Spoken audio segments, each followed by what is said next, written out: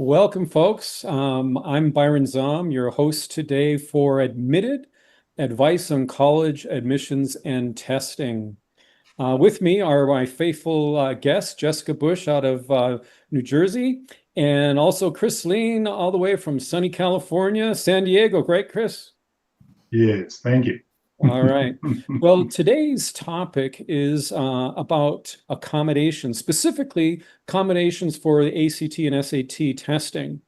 Now, standardized tests like ACT and SAT are standardized, except that there are exceptions, and those exceptions we call accommodations. And accommodations really are meant to help provide additional accommodation for students who have unique learning, uh, sometimes called disabilities, sometimes called exceptionalities. And it's to give them the opportunity to demonstrate what they do know and what they are capable of. And so there's a variety of accommodations that we'll talk about, but we want to talk on a kind of a high level of what they are, what we need to know about those, because they don't apply for everybody. Okay. And we want to make that clear. So we're going to be talking about what they are not, who they're for, how do we apply, and what might happen if you apply and not get that accommodation accepted. So there's certain procedures that we need to follow. Now, in I'm not sure how long accommodations have been formally in place, but what I do know is that they are actually in compliance with the American Disabilities Act. So it's not something that, a testing agency can say, no, we're not going to comply. It's something that they have to do, right? Because we would need to accommodate those that need that. So let's talk about what those accommodations are. And Jessica, would you like to start us off to Sure. talk about what those are? Sure. Thanks, Byron. Hi, everyone. Just on a very broad level, there are many different types of accommodations. Giving the student extra time is one of them. And there's different types of extra time. There's time and a half, there's double time, and the SAT and the ACT have a little bit different types of accommodations in some level, which is why you need help from us. But the details are very detailed. So you could also, depending on the learning disability or the IEP or the 504 plan that the student has, I had a student that needed a scribe. That's the first time I had ever had that. So if you have a certain disability and you need somebody to write for you, on the paper test, there are scribe disabilities as well. There's wheelchair accommodations. There is sitting in front of the room accommodations.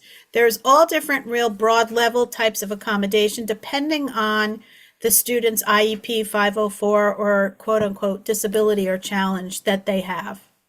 Mm-hmm. So there are different kinds, as you mentioned. The most frequent request is time accommodations. All Yeah. right. And there's various kinds, and it's different for ACT and SAT depending on who you are and what your particular situation. The second most requested accommodation, from my understanding, is location. Yeah. So, Chris, can you talk to us a little bit more about who these accommodations apply for? Yeah, thank you, Byron. And that's sort of the the proverbial $64 question, right? It's $64 question in a free webinar. Sorry for the bad humor. But it is very important to understand, because a lot of times when parents or students hear about accommodations, and especially as you mentioned, the time and a half, 2x time, they're like, wow, I want that, and we get what we want. We will make it happen. Well, there are some preconditions. I also should say that for this very brief discussion today, this is mostly within the context of SAT and ACT. There are different types of accommodations for LSAT and MCAT, all sorts of other exams. So the student who would normally qualify for accommodations, number one, it could be a blind student who, as Jessica touched on earlier, there might be sort of a text-to-speech reader or something of that nature, and then their response to the questions will be different than your standard student, fully sight and everything. The other student, and sort of on the other end, is the student who has certainly all senses working as standard, but they may have, say, ADD, ADHD, they're on the spectrum, and it has to be documented. Somebody can't just say, well, I think my kid's got ADHD, so we just want accommodations, thank you very much. That's not how the process works.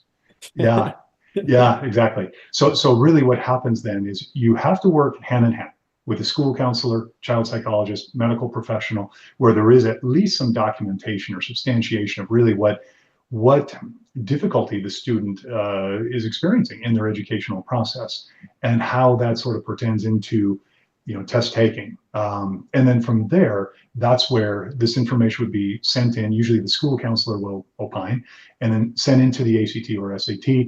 They will review. And whereas years ago, you really had to be in an exceptionality situation to have the accommodations. It seems in the more recent years, things have opened up a bit more. So, and you also want to make sure that you're applying. If you meet all the criteria, make sure that you are applying with as much time as possible preceding that initial test date, so that the organizations, the SAT and College Board, will have enough time to review and hopefully approve. And in some cases, if you're denied, you can go back. There's missing information, or you can appeal that and sometimes win that. So you want to leave enough room in the process for yourself to achieve the outcome that you want and certainly is deserved.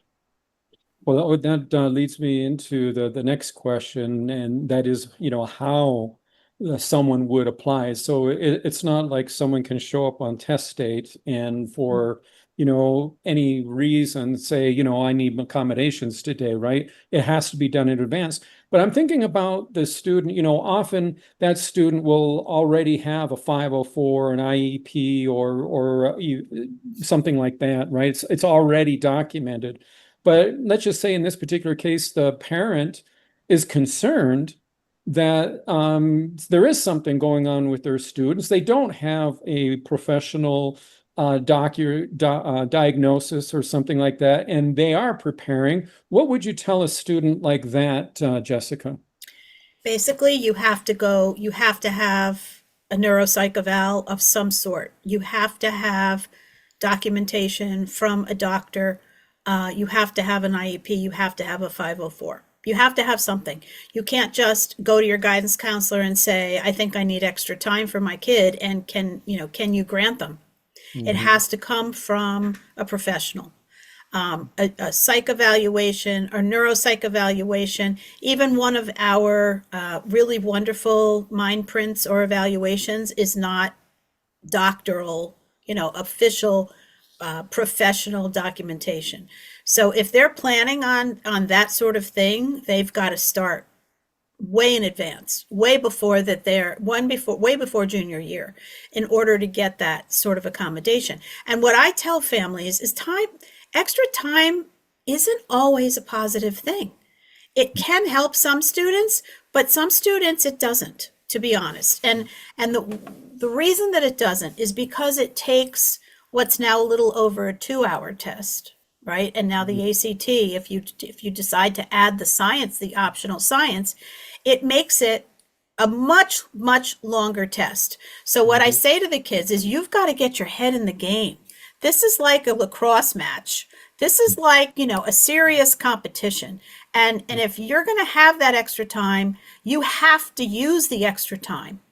It used to be a long time ago when they can just, if they didn't need the time, they didn't have to use it. You have to use the extra time. So, it makes it extremely rigorous and tiring, to get through that last science section, after 3 hours is exhausting. So if your kid has the stamina to be able to do that, the extra time could help. If your kid does not have stamina and can't build up that type of stamina, it could work against them. I appreciate the fact that you're emphasizing that this is a rigorous exam that you're taking, and it's not something that you go in lightly on. It's not something that you don't plan and prepare for. I mean, when I think about, the families that we've worked with, when they're trying to be approved or get approved for an IEP, for example, that process takes months, Yep. right? So 6 months, if you're thinking 6 months is going to be enough, you're cutting it way too tight for yourself. So this is something that you need to be spending at least 6 months to a year, in advance preparing for. And thank you also for letting us know that it may not always be in their best interest to Yeah. have, extra time. So, so your needs are unique. That's what we want to know and understand here. And by taking time with a professional, whether that's with Tutor Doctor or whether that's with a school counselor or a clinic, get the right help that you need. Chris, I want to ask you one more question here, and that relates to, now, let's say someone's going through this process. They really feel they have a legitimate case right there. They go through the process, and let's just say their IEP is denied or the clinical diagnosis, doesn't go through. What do you tell a person who believes they ought to qualify, but they've just been rejected? Yeah, very good information, because that does happen. A significant percentage of people, and it varies by locale, but there's a significant proportion of people who do not achieve the accommodations. First of all, it's not the Holy Grail. The accommodations are, if you receive them, it's just one step in the overall process. And stepping back, something Jessica said was very important. A couple things were very important I'd like to amplify as answering this. One, the old adage, especially for jocks and former jocks out there, you play the game like you practice. So it's very important to understand that if you are going to have the accommodations, once you've been approved, you can factor that into the testing process, but that still does not mean or replace solid underlying subject matter expertise and the test taking strategies and working on the pacing and timing. Those three things come together for test preparation, and it's very important to understand that. The accommodation in many cases, again, if it's a time-based accommodation, that means you just have a little bit more time. But we often find the student who is awarded the accommodation, they still rush through the test. And so they're not taking advantage of the timing.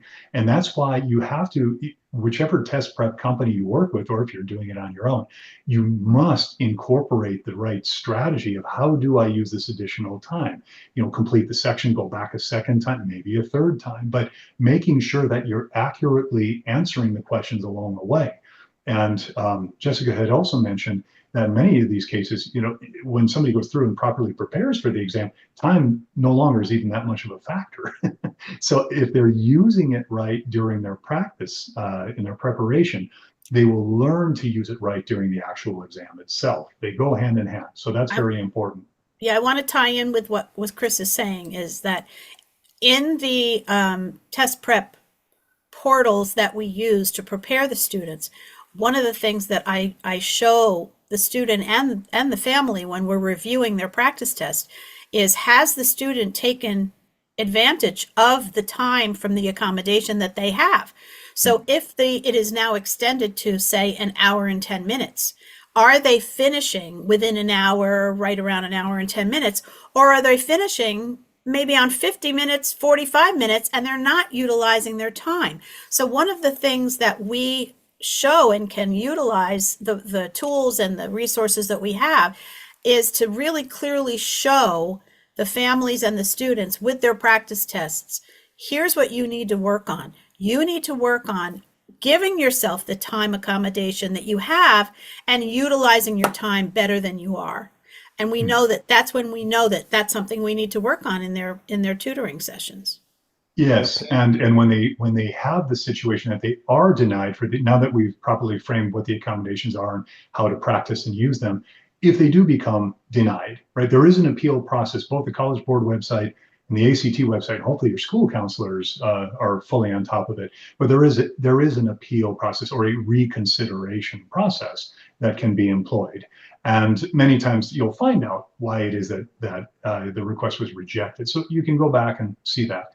The second thing then is, in the end, if you don't have the accommodations for the ACT or the SAT, that's fine. All the more reason we really need to make sure that we own the subject matter itself and we understand the test taking strategies, because backing up, why do these exams even exist? Well, it's to test for college readiness, because the rigors of college are going to be fairly commensurate with the type of testing, the pacing of it, and the more critical reasoning aspect of an SAT or ACT being psychometric exams versus the typical multiple choice test in, 8th grade algebra.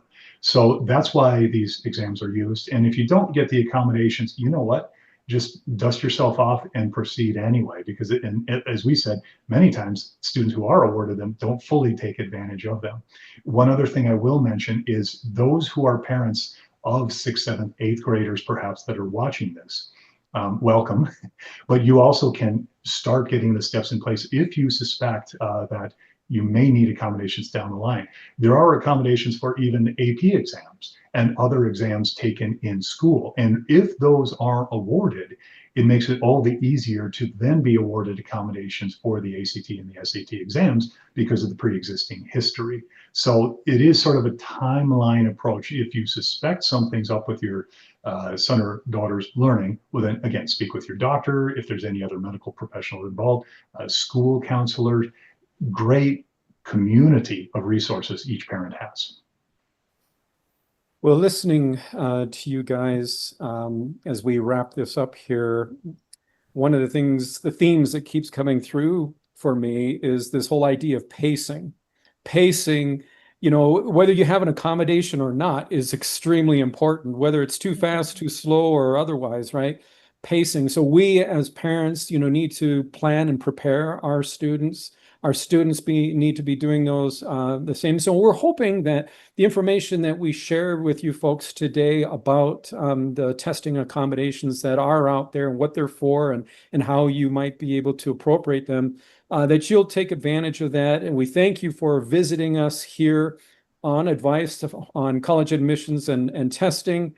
We appreciate you having you as an audience, and we'll look forward to more presentations in the future. Chris, Jessica, thanks so much for being on our channel here with some more great advice on college admissions and testing. Thank you very much. How can they get in touch with us?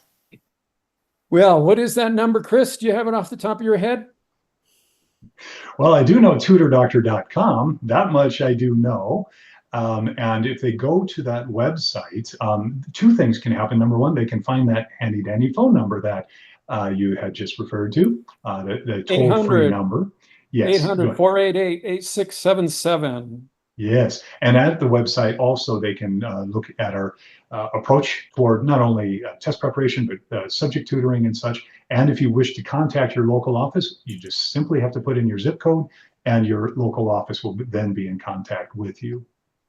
And of course, you've got your great hosts here, Jessica in New Jersey, Chris in San Diego, and I'm Byron out of Albuquerque, New Mexico. Thanks so much. See you next time.